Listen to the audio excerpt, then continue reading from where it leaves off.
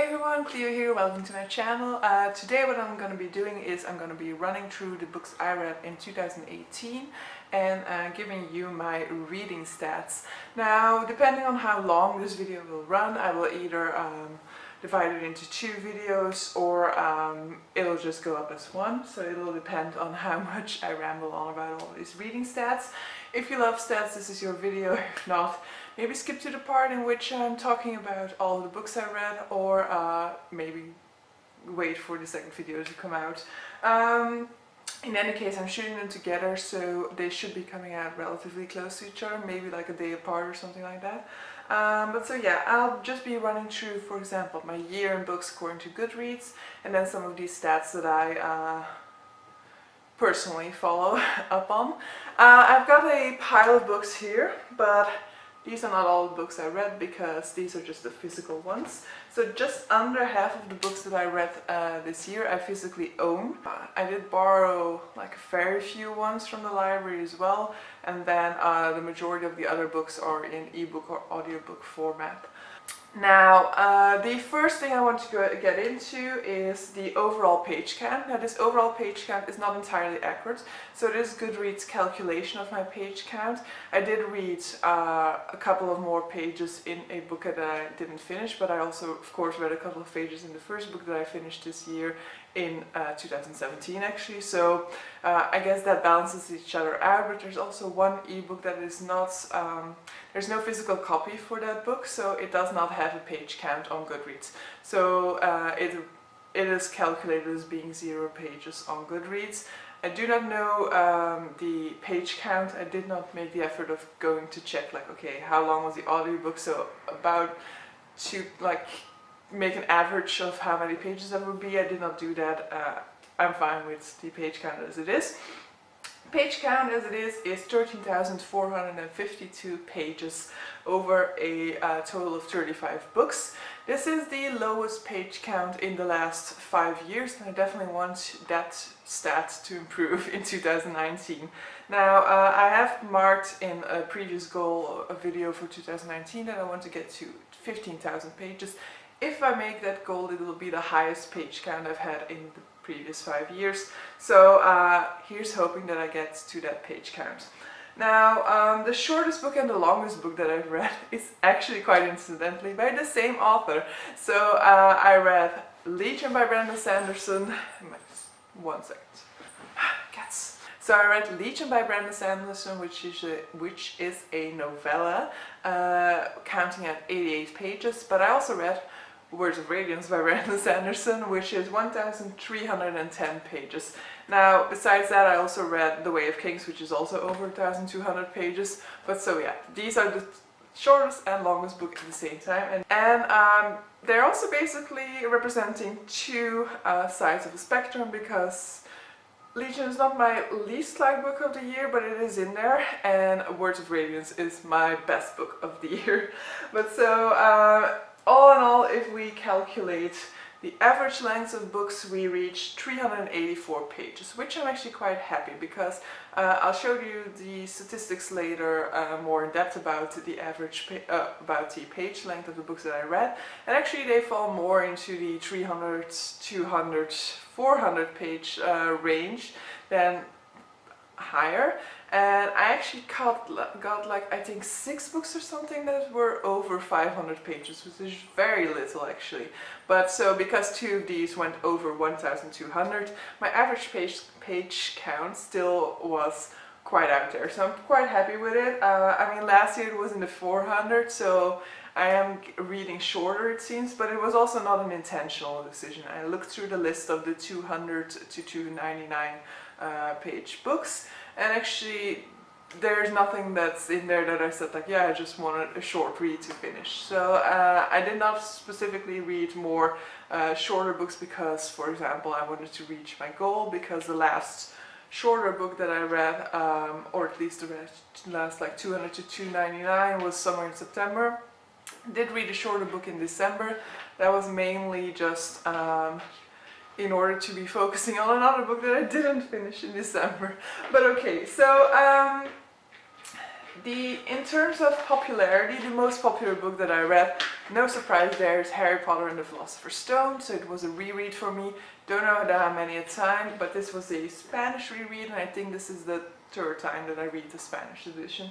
And then my least favorite book, which got only like 1,000, only 1,000 people read, but that makes perfect sense, is Lost in My Own Backyard, A Walk Through Yellowstone National Park by Tim Cahill. So this is a very, it has a specific audience, just people who want to go to Yellowstone, or maybe who live around Yellowstone or something like that, will read this book. So it makes perfect sense to me why that is the lowest, the least read book on my list there.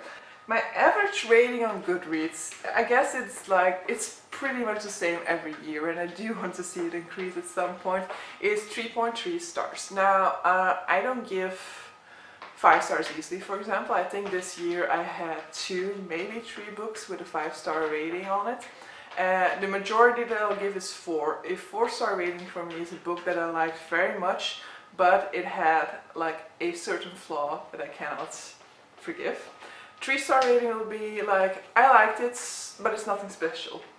And then 2-star rating will start to be like, nah, I really didn't like it that much. It's not worth your time. 1-star rating will mean I didn't like it at all. I have serious problems with it. If I don't rate it, which I don't think I did in 2018, it means that I just cannot wrap my head around it. I cannot decide on a rating. I had this for a book in 2017, and it was just like, it was such a mindfuck that I just didn't know, like, what did I actually feel about this, you know? So that one I didn't rate. But so yeah, for 2018 that wasn't the case. I think the majority falls in the 4-star rating category, which is fine. I just hope that 2019 brings a lot more 5-star ratings into my Goodreads. So that's basically it about like the Goodreads, my year in a book review. Now, as I mentioned before, for 2019 I'm setting the goal for 40 books. I'm hoping to be able to increase that. The maximum that I've ever read was 75 books. That was really like a lot of romance in there, and I have previously already mentioned that I'm trying to not read as much romance, just because I might get a lot of reading done, but I never feel like I have done a lot of reading after reading so many romance books, because I just feel like I've read the same story over and over again. So it is not my intention to continue with romance just to get to a high number of books. So I'm gonna be happy if I reach that 40, because at the beginning of the year I was like, yeah, sure, I'll just put in an extra effort, but at the end of the year it's differently. And this year I actually felt like I was so super on pace to reach it and to outdo it, and then the month of December and the end of November happened, and yeah, things went a bit differently. But so yeah, for the more in-depth stats that I have, so I'll first go over the stats that I have for the page count. So I've divided them by, basically by 100, so every 100, like between 100 and 199, 200, 299, and then it is very clear that the majority is in the 200, 299, 300, 399 range. So in all, those are 18 books out of 35 that have fallen into that spectrum. Which is weird to me. When I saw it, I was like a bit surprised, because I always feel more like I'm a big book reader. And this year I only read about 6 books that fall in the over... Yeah, it is really 6 books. 6 out of 35 were over 500 pages, which to me was a bit of a shocker. So I definitely want to increase that number next year and go for more big books. And if you see my 19 for 2019 video, you'll see that there are a lot more on there, and that was actually purely coincidental, because I hadn't seen these statistics then, so I didn't know how little big books I had on there. So yeah, 2019 is promising to be a very interesting year in that respect. And the cats have started to take the Christmas tree again. So Yeah, nothing spectacular there. So you have that one book with the unknown page kind, which I already referred to, and then the 2 Brandon Sandersons, which are over 1,000 pages. Actually, out of the 6 books that I read that were over 500 pages, 3 of them were Brandon Sanderson novels, which is fine because in my January TBR there are also 2 Brandon Sanderson novels in there. One is a novella, so yeah. Nothing really there. And then genre-wise, so I know a lot of people like to classify booktubers according to the genre that they read, and the way that I would describe myself has been clearly reflected in this reading year. I would consider myself a fantasy and literary fiction reader, which is definitely what happens. So if you look at the pie chart, like 50% of all that I read was literary fiction and fantasy, which more going to fantasy than to literary fiction this year. Classics has been super low this year, so that's the orange part of the pie chart. So only 2 classics this year, and one of them is actually a modern classic, but I'm still putting it in there, you know, it's published in 67, it can still count as a classic, it's just subgenre, modern classic. But so yeah, the majority is literary fiction and fantasy, and then I have a couple in there for thriller, action, what else do I have in there? I have a bit of non-fiction, which I'm actually quite surprised with. I got a couple of non-fictions in there this year, and I'm hoping to continue reading a bit of non-fiction into next year. I actually have one on my January TBR that will be coming out somewhere next week, I'm guessing. And then a couple of novellas as well, and then there's like, I think there's like one short story collection in there as well, yeah. And contemporary, I read like 4 contemporaries, which is fine. I mean, contemporary is not really my genre, because I usually feel like it can easily become very tropey and very like insta-love, and that's really not my thing. So yeah, I'm quite happy with the way it is currently, looking at the pie chart. I would like to get more literary fiction in there, so but I wouldn't want to get less fantasy in there, so I'm guessing maybe I'll just want the balance of fantasy and literary fiction to, yeah, I want them to balance themselves out a bit more maybe. If I read more books, I can still keep in the same amount of fantasy and just get a little bit more of literary fiction in there. And then in terms of age range, I actually did not make this statistic yet, so I'll be making it now and getting back to you guys. Yeah, so in terms of audience, it seems like, well, I was assuming this already in advance, so it is 75%, a little bit more even, going to adult fiction, and then it's like half between middle grade and YA, but it's basically like 3 books, 2 books, something like that. I think like the middle grade are 3 Harry Potters, and then YA is a little bit less, so that will really just be 2 books.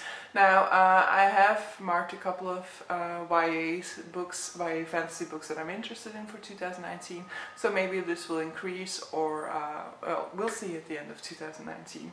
So the next statistic is one that actually quite surprised me with how well balanced it is, because I don't actually pay attention to this, and that is the female author versus male author ratio, and with this is pretty much 50%. So I read 17 books by females, 18 books by males, so I'm happy with that. I don't think I'm gonna pay attention to it next year neither. If I see this ratio getting out of proportion at some point, I will maybe say like, hey, maybe I should pay more attention to it, but I'm actually very much happy with the way that this ratio turned out this year, and I don't necessarily feel like I need to pay attention to it. And then the final one that I have is the publication date statistic. So I've divided this by decades when it's prior to the 2000s, and then I looked at 2000 to 2009, 2010 to 2015, and then the single years after, so 2016, 2017 and 2018. Now, I'm not up to speed on reading a lot of the time, so this is one of the things that I want to increase in 2019. I want to read more books that are published in 2019. Without really paying attention to it, in 2018 I did manage to get to 4 books that were published in 2018, which I still feel is like an okay number for me, just because I never feel like I'm reading anything that's like recently published. So I was actually quite surprised to find that I found 4 books in there that were recently published. What is more like a testament to the way that I usually read is the fact that the majority of the books that I read were published in 2017. So 9 of the books that I read this year were published in 2017, which usually means it's like books that I heard about in 2017 I finally got around to in 2018. And then 2016 is like a lull for no particular reason, I'm guessing. And then the 2010-2015 range is also a very big range, which has 9 books in it. So I mostly read like relatively recent stuff. So from the 2010s until now is like, let me quickly calculate this, 23. Wow, that's a lot. So 23 out of 35 books have been published after 2010 or in 2010. And then it gradually decreases, so I have a couple of them from the early 2000s and a couple from the 90s. And then I just have like single books for the 80s, the 60s, the 20s. So basically my classics, the last 2, and then a Harry Potter that still fell in the 80s and not in the 90s.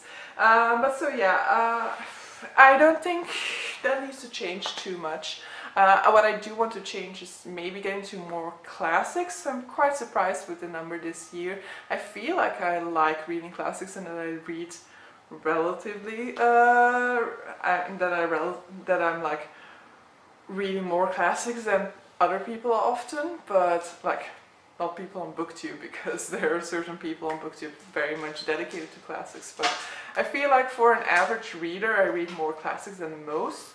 And so I'm quite surprised with only having 2 in there this year.